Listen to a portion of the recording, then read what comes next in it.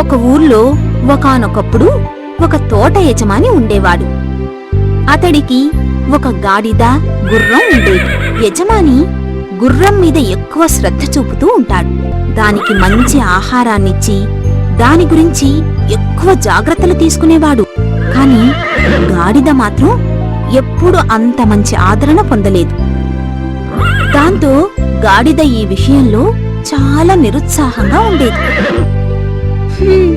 నన్ను బాగా చూసుకోకపోయినా నేను కష్టపడి పనిచేస్తాను, కాని నా యజమాని నన్ను సరిగ్గా చూసుకోవటం లేదు. ఆ గుర్రం అసలు ఏ పని చేయదు, అయినా దాన్ని మాత్రం ఎంతో బాగా చూసుకుంటాడు. ఏమిటో అని బాధపడేది గాడిద. కొన్ని నెలలు గడిచాయి. హఠాత్తుగా యుద్ధం మొదలయ్యింది. యజమాని యుద్ధం చేయడానికి గుర్రం మీద బయలుదేరి వెళ్ళాడు. చాలా రోజుల తర్వాత యజమాని గుర్రంతో ఇంటికి తిరిగి వచ్చాడు. అప్పుడు గుర్రానికి చాలా దారుణంగా గాయాలయ్యాయి. గాయాలతో ఉన్న గుర్రాన్ని చూసి గాడిద చాలా బాధపడింది.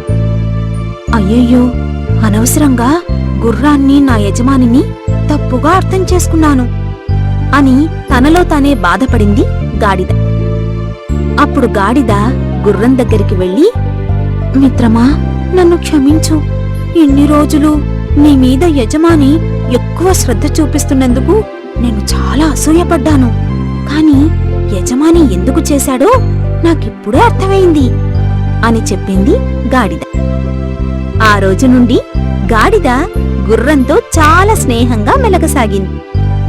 ఆ తర్వాత నుంచి గాడిద ఇంకెప్పుడూ తన యజమాని ప్రవర్తన పట్ల అసూయపడకుండా ఆనందంగా జీవించసాగింది.